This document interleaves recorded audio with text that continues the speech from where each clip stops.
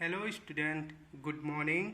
जय श्री राम। आज हम कुमार गौरव सर के करंट अफेयर और लल्लन टॉप को दोबारा से देखने जा रहे हैं और बाकी करंट अफेयर का रिवीजन प्लेलिस्ट में है, आप जाके उसको देख सकते हैं। तो पहला प्रश्न शुरू करने जा रहे हैं। तो देखिए करंट अफेयर का, हाल ही में ज्यूरिख डायमंड लीग 2023 में नीरज चोपड़ा ने कौन सा पदक जीता? ज्यूरिख डायमंड लीग, ज्यूरिख कहाँ पे है? स्विट्जरलैंड में। तो नीरज चोपड़ा ने क्या जीता है? रजत। ठीक है, तो व्याख्या देख लेते हैं इसका। ज्यूरिख डायमंड लीग जो स्विट्जरलैंड में हुआ है, इसमें गोल्ड मेडल किसने जीता है? जैकब। किसने जीता है? जैकब ने। जैकब कहाँ के हैं? चेक गणराज्य के। कितना दूर भाला फेंका है?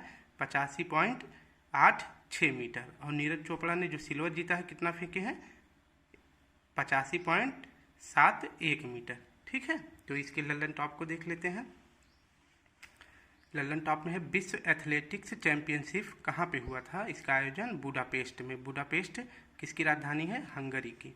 ठीक है, इसमें नीरज चोपड़ा ने क्या जीता था? गोल्ड जीता था। कितना दूर भाला फेंके थे? 88.17 मीटर। ठीक है, तो विश्व एथलेटिक चैंपियनशिप में नीरज चोपड़ा ने गोल्ड जीता था। और यहाँ पे जो है जैकब ने क्या जीता था? यहाँ पे जैकब ने क्या जीता था? सिल्वर जीता था। ठीक है, और इसके बाद देखते हैं दोहा डायमंड लीग जो कतर में हुआ था, इसमें भी नीरज चोपड़ा ने क्या जीता था? गोल्ड जीता था। दूसरा देख लेते हैं प्रश्न, विश्व बैडमिंटन चैंपियनशिप का आयोजन कहाँ हुआ था? कोपेनहेगन। ये किसकी राजधानी है? डेनमार्क की। तीसरा है विश्व शतरंज चैंपियनशिप, इसका आयोजन कहाँ हुआ था? इसका आयोजन हुआ था बाकू। बाकू कहाँ है? अजरबैजान में। ठीक है, अब इसको देखते हैं। टोक्यो ओलंपिक में भारत ने कुल कितने पदक जीते? कुल कितने पदक जीते हैं? 7 पदक। 1 गोल्ड, 2 सिल्वर और 4 ब्रोंज। ठीक, अब गोल्ड किसने जीता है? नीरज चोपड़ा ने। और सिल्वर 2 लोगों ने जीता है, रवि दहिया और मीराबाई चानू ने। रवि दहिया किस खेल से संबंधित है? कुश्ती से। और मीराबाई चानू वेट लिफ्टिंग से। और भारत की इसमें ओलंपिक में कौन सी रैंक थी? भारत की रैंक क्या थी? 48। ठीक, तो पहला प्रश्न देख लिए और उसका व्याख्या भी देख लिए, लल्लन टॉप भी देख लिए। अब हम अपने सेकंड प्रश्न को देखते हैं। सेकंड प्रश्न है, किस करंट अफेयर का ये सेकंड प्रश्न है, किस भारतीय को रेमन मैग्सेसे पुरस्कार 2023 से सम्मानित किया गया है? ऑप्शन है डॉक्टर रवि कन्नड़, राज चेट्टी, सुभाष रुनवाल या रतन टाटा। तो इसका सही जवाब क्या हो जाएगा? Option A, doctor Ravi Kannada. ठीक, व्याख्या देख लेते हैं इसका। व्याख्या में क्या है? रेमन मैग्सेसे अवार्ड एशिया का, इसे नोबेल भी कहते हैं। ये कहाँ दिया जाता है? फिलीपींस में, मतलब मनीला में दिया जाता है। मनीला क्या है? फिलीपींस की राजधानी है।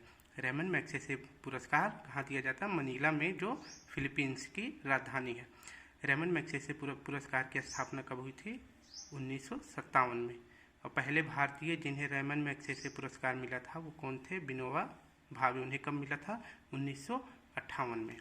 ठीक है, तो अब की बार कितने लोगों को मिला है? अब की बार 4 लोगों को मिला है, जिनमें से एक भारतीय हैं, डॉक्टर रवि कन्नड़। ये क्या है? किस क्षेत्र में इनको मिला है?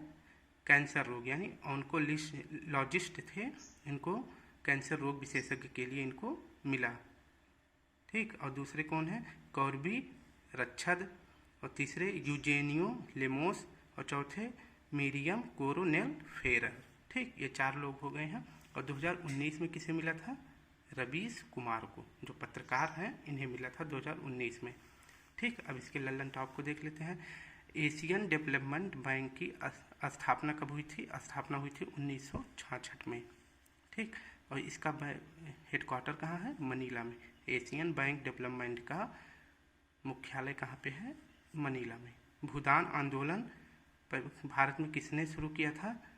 तो विनोबा भावे ने शुरू किया था। और भारत के पहले व्यक्तिगत सत्याग्रही कौन थे? ये भी विनोबा भावे थे। ठीक है, ताल और म्यान ज्वालामुखी, ताल और म्यान ज्वालामुखी कहाँ पे है? ताल और म्यान ज्वालामुखी कहाँ पे है? फिलीपींस में। ठीक, अब नेक्स्ट प्रश्न को देख लेते हैं। नेक्स्ट प्रश्न 3 है। ठीक, प्रश्न 3 देख लेते हैं। पहली बार किसने इस्लामिक बैंकिंग प्रारंभ की है? पहली बार किस देश ने इस्लामिक बैंकिंग प्रारंभ की है? ऑप्शन चीन, रूस, कनाडा या ऑस्ट्रेलिया। तो इसका सही जवाब क्या हो जाएगा? रूस। ठीक, तो इसका सही जवाब बी हो जाएगा। तो इसकी व्याख्या देख लेते हैं। इसको कब शुरू किया है? 1 सितंबर 2023 को, यानी कि कल। ये किस पर आधारित है? शरिया कानून पर आधारित है। इसमें ब्याज वसूली जाने पर प्रतिबंध लगा दिया गया है और शराब या सट्टा या तंबाकू इन सब के लिए आपको लोन नहीं मिलेगा, इस पे भी प्रतिबंध लगा हुआ है। और यह किस पर आधारित है? संपत्ति की अवधारणा पर भी आधारित है। दो चीज़ों पर, एक तो शरिया कानून पर आधारित है और दूसरा संपत्ति की अवधारणा पर आधारित है। इसमें आपको शराब, सट्टा, तंबाकू के लिए लोन नहीं मिलेगा और फिर ब्याज वसूलने पर भी प्रतिबंध है। ठीक, और देख लेते हैं रूस की राजधानी क्या है? रूस की राजधानी मॉस्को है और यहाँ पे मुद्रा कौन सी चलती है? रूबल। ठीक, ललन टॉप में देख लेते हैं। ललन टॉप का पहला प्रश्न है, लाख बख्श की उपाधि किसे दी गई है? तो ये कुतुबुद्दीन ऐबक को दी गई है। और घोड़ा दागने और सैनिकों की हुलिया लिखने की प्रथा की शुरुआत किसने की थी? तो इसकी शुरुआत किसने की थी? अलाउद्दीन खिलजी ने। और बाजार नियंत्रण पॉलिसी भी किसने लागू किया था? तो ये अलाउद्दीन खिलजी ने लागू किया था। ओके, प्रश्न 3 देख लेते हैं। रेहला किसकी पुस्तक है? रेहला पुस्तक है इब्न बतूता की। ये कहाँ का निवासी था? मोरक्को का। और प्रश्न 4 है, एकता प्रणाली किसने शुरू करी थी? एकता प्रणाली इल्तुतमिश, जो कि कुतुबुद्दीन ऐबक का गुलाम था। ठीक, इसने ये भी चालू किया था क्या? तुर्कानी ये चहलगानी, जिसमें 40 तुर्क सरदार होते थे। 5वां प्रश्न है, किताब उल हिंद पुस्तक किसने लिखी? ये अलबरूनी ने लिखी थी। अब हम प्रश्न करंट अफेयर के प्रश्न 4 को देखते हैं। हाल ही में नाइजर के बाद किस अफ्रीकी देश में सेना ने तख्ता पलट किया है? अभी पहले कहाँ किया गया था? नाइजर में। अब फिर उसके बाद कहाँ किया गया है? गैबॉन में। ठीक, तो इसकी व्याख्या देख लेते हैं। जुलाई 2023 में नाइजर में तख्ता पलट किया गया था। फिर उसके बाद कहाँ किया गया? गैबॉन में। गैबॉन की राजधानी का क्या नाम है? लिब्रविले। ठीक, तो हम अपने ललन टॉप को देख लेते हैं। इसको ललन टॉप को, ये देखो गैबन की स्थिति कहाँ पे है मैप में। थोड़ा सा मैंने प्रयास किया है हाथों से बनाने के लिए। यह है अफ्रीका महाद्वीप का देश, अरे अफ्रीका महाद्वीप है। इसमें यहाँ पे गैबन है और यहाँ पे ऐसे करके ऐसे नाइजीरिया है। तो नाइजीरिया में जुलाई 2023 में हुआ था और फिर इसके बाद यहाँ पे हो गया गैबन में तख्ता पलट। तो ये भूमध्य रेखा पर स्थित है 0 अंश, और ये 23.5 अंश नॉर्थ कर्क रेखा और 23.5 अंश साउथ मकर रेखा। तो ऐसा भी प्रश्न आता है कि कौन सा ऐसा महाद्वीप है जिससे होकर तीनों रेखाएं गुजरती हैं, मतलब कर्क, मकर और भूमध्य। तो बता देना आप भूमध्य अफ्रीका महाद्वीप। ठीक, अब देख लेते हैं अफ्रीका महाद्वीप के जो महत्वपूर्ण देश हैं उन देशों की राजधानियों के बारे में देख लेते हैं। युगांडा की राजधानी क्या है? कंपाला। युगांडा की राजधानी क्या है? कंपाला। और कंपाला घोषणा पत्र अभी आया था बहुत ही जल्द। कब से शुरू होगा वहाँ पे? 4 दिसंबर 2022 को, जिसमें 48 देशों ने साइन करेंगे। ठीक, जिसमें 48 देश साइन करेंगे। मोरक्को की राजधानी क्या है? रबात। नामीबिया की राजधानी क्या है? बिंड होक। यहाँ से 8 चीते भारत आए थे। ठीक, कूनो राष्ट्रीय उद्यान में रखे गए थे, जो कहाँ पे है? मध्य प्रदेश में। ठीक, जिनमें से 5 मादा थी, ठीक, और 3 नर। ठीक, 3 नर थे और 5 मादा चीते थे। ठीक है, और जो जिसमें एक मादा थी जिन्होंने अभी बेबी दिया था, तो उसका क्या नाम था? आशा। ठीक है, तो नाइजीरिया की राजधानी देख लेते हैं। नाइजीरिया की राजधानी क्या है? अबूजा। और सूडान की राजधानी खार्तूम, जहाँ पे नील नदी और वाइट नील नदी दोनों आके मिलती हैं। किस स्थान पे? श्वेत नील नदी और नीली नील नदी दोनों आके कहाँ पे मिलती हैं? खार्तूम में। ठीक है, तो खार्तूम क्या है? सूडान की राजधानी। तंजानिया की राजधानी दोदोमा। और जिम्बाब्वे की राजधानी हरारे। मिस्र की राजधानी काहिरा। नील नदी का वरदान किसे कहते हैं? मिस्र को। ठीक है, और इथोपिया की राजधानी का क्या नाम है? अदिस अबाबा। और केन्या की राजधानी नैरोबी। यहाँ पे किस संगठन का मुख्यालय है? UNEP का। ठीक, अब देखते हैं दक्षिण सूडान की राजधानी का क्या नाम है? दक्षिण सूडान की राजधानी का नाम है जूबा, जो अफ्रीका महाद्वीप का नवीनतम देश है। मतलब अभी ये जल्द में ही बना है। ठीक, अब हम अपने नेक्स्ट प्रश्न को देख लेते हैं। प्रश्न 5 को, एक सेकंड, हाँ, प्रश्न 5 को देख लेते हैं। हाल ही में रेलवे बोर्ड की पहली महिला मुख्य कार्यकारी अधिकारी और अध्यक्ष किसे बनाया गया है? जया वर्मा सिन्हा को, या डॉक्टर वसुधा गुप्ता को, या गीतिका श्रीवास्तव को, या सोनाली घोष को? तो इसका सही जवाब क्या हो जाएगा? जया वर्मा सिन्हा को। ठीक, तो इसका सही जवाब क्या हो जाएगा? जया वर्मा सिन्हा को। ये किसकी जगह, किसके स्थान पे आई हैं? अनिल कुमार लोहाटी के। अनिल कुमार लोहाटी जो पहले रेलवे बोर्ड के अध्यक्ष थे, अब उनकी जगह पे कौन आ गया है? जया वर्मा सिन्हा आ गई हैं। ठीक, तो देख लेते हैं रेलवे बोर्ड के बारे में कुछ व्याख्या। रेलवे बोर्ड की स्थापना कब हुई थी? 1905 में। और रेलवे बोर्ड की स्थापना किस आयोग की सिफारिश पे किया गया था? तो रॉबर्टसन आयोग की सिफारिश पे। ठीक, रेल बजट और आम बजट से अलग, ठीक, रेल बजट को आम बजट से कब अलग किया गया था? तो इसका आयोग कब गठित किया गया था? मतलब रेल बजट आम बजट से कब अलग किया गया था? इसके लिए कौन सा आयोग आया था? एकवर्थ आयोग। ठीक, और रेल बजट को आम बजट में कब विलय किया गया था? तो 2017 में विवेक देवराज समिति पर। अब इसको देखो, थोड़ा सा ट्रिक से याद कर लेते हैं। जैसे क्या, रेल बजट आम बजट से अलग कब हुआ? जब अलग पूछे। ठीक, अलग से देखो, आ से अलग, आ से एकवर्थ, थोड़ा सा मतलब ए से ये भी बन सकता है, ए से ये भी, तो इसको याद कर सकते हैं। और विलय से देखो, जब विलय की बात है तो बा से देखो, विलय बी आ रहा है ना, तो बी इसमें भी आ रहा है, विवेक में भी बी आ रहा है और विलय में भी बी आ रहा है, तो ऐसे याद कर लेना। अलग की बात है तो एकवर्थ, विलय की बात है तो विवेक देवराय। 2017 में विलय हुआ था। इसके लल्लन टॉप को देख लेते हैं। आकाशवाणी और समाचार सेवा प्रभाग की प्रधान महानिदेशक कौन है? तो डॉक्टर वसुधा गुप्ता हैं। पाकिस्तान में भारतीय उच्चायोग की पहली महिला डी अफेयर यानी कि अस्थाई राजपूत कौन है? गीतिका श्रीवास्तव है। और पहली महिला मुख्य चुनाव आयुक्त कौन थी? रमा देवी। और पुरुष में पूछा जाए कौन था तो सुकुमार सेन। ठीक, अभी देखते हैं राष्ट्रीय महिला आयोग की पहली अध्यक्ष जयंती पटनायक, जिनका भी हाल में निधन हो गया। अब हम प्रश्न 6 को देख लेते हैं करंट अफेयर के।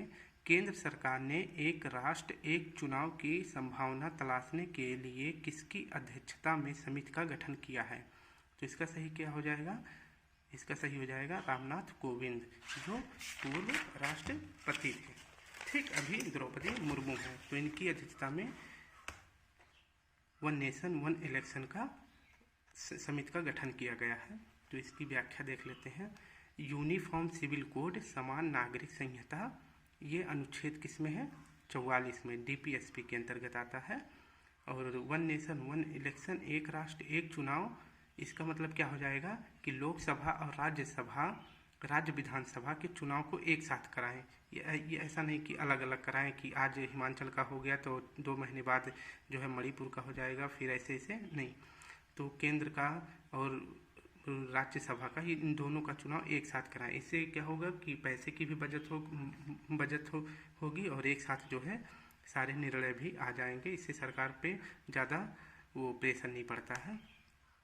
तो ये समिति जो है किसकी अध्यक्षता में बनाई गई है? रामनाथ कोविंद, जो इसके पहले राष्ट्रपति थे। अब हम भारतीय निर्वाचन आयोग के बारे में देख लेते हैं। भारतीय निर्वाचन आयोग, इसका उल्लेख संविधान के किस अनुच्छेद में किया गया है? इसका उल्लेख 324 से 329 अनुच्छेद के अंतर्गत किया गया है। भाग कौन सा है? भाग 17 है। ठीक, अब देखते हैं भारतीय निर्वाचन आयोग की स्थापना कब हुई थी? तो इसकी स्थापना हुई थी 25 जनवरी 1950 को। 25 जनवरी 1950 को हुई थी। इसके पहले अध्यक्ष कौन थे? सुकुमार सेन थे। ठीक, भारतीय निर्वाचन आयोग में एक अध्यक्ष होता है और 2 उपाध्यक्ष। इस समय जो अध्यक्ष प्रेजेंट टाइम पे हैं वो कौन है? राजीव कुमार है। ठीक, अब इसको देख लेते हैं लल्लन टॉप को। विधि आयोग के वर्तमान अध्यक्ष कौन है? ऋतुराज अवस्थी। और राज्य निर्वाचन आयोग के अंतर्गत किस आर्टिकल में आता है? तो ये इसके अंतर्गत 2 पंचायती राज मतलब एक पंचायती राज आता है और एक नगर पालिका आ जाता है। तो पंचायती राज का उल्लेख किस में है? 243 के में, और नगर पालिका का उल्लेख किस में है? 243 जेड ए में। ठीक। और पहले मुख्य चुनाव आयुक्त कौन है? सुकुमार सेन। अब हम प्रश्न 4 को देखते हैं। चुनाव आयोग के राष्ट्रीय आइकन इस समय कौन है? सचिन तेंदुलकर। और इसके पहले कौन बनाए गए थे? पंकज त्रिपाठी, कालीन भैया। प्रश्न 7 को देखते हैं। करंट अफेयर के, केंद्र सरकार ने किस माह को छठा राष्ट्रीय पोषण माह घोषित किया है? जुलाई को, अगस्त को, सितंबर को या फिर अक्टूबर को? तो इसका सही जवाब क्या हो जाएगा? सितंबर। ठीक, इसका सही जवाब सितंबर हो जाएगा। ये पोषण माह पूरा मतलब पूरा सितंबर जो है पोषण माह के लिए घोषित किया गया है। तो ये चौथा क्रम है, इसका छठा क्रम है। और पोषण से संबंधित जो आर्टिकल है वो कौन सा है? 47। पोषण से संबंधित आर्टिकल कौन सा है? 47। ठीक। और 47 आर्टिकल 47 का उल्लेख डीपीएसपी में किया गया है। और इसका लक्ष्य या उद्देश्य क्या है? सुपोषित भारत, साक्षर भारत और मजबूत भारत। ठीक। अब हम इसके लल्लन टॉप को देख लेते हैं। लल्लन टॉप को इसको देख लेते हैं। अब अंतर्राष्ट्रीय साक्षरता दिवस कब मनाया जाता है? अंतर्राष्ट्रीय साक्षरता दिवस 8 सितंबर को मनाया जाता है। और हिंदी दिवस कब मनाया जाता है? 14 सितंबर को। विश्व ओजोन दिवस 16 सितंबर 1987 मॉन्ट्रियल, कनाडा में। ठीक। ओजोन परत के लिए यह संगठन बुलाया गया था कि इसका उत्सर्जन कम हो, ताकि इसका क्षरण कम हो। अब हम देखते हैं लल्लन टॉप के प्रश्न 4 को। विश्व पर्यटन दिवस 27 सितंबर को। ठीक।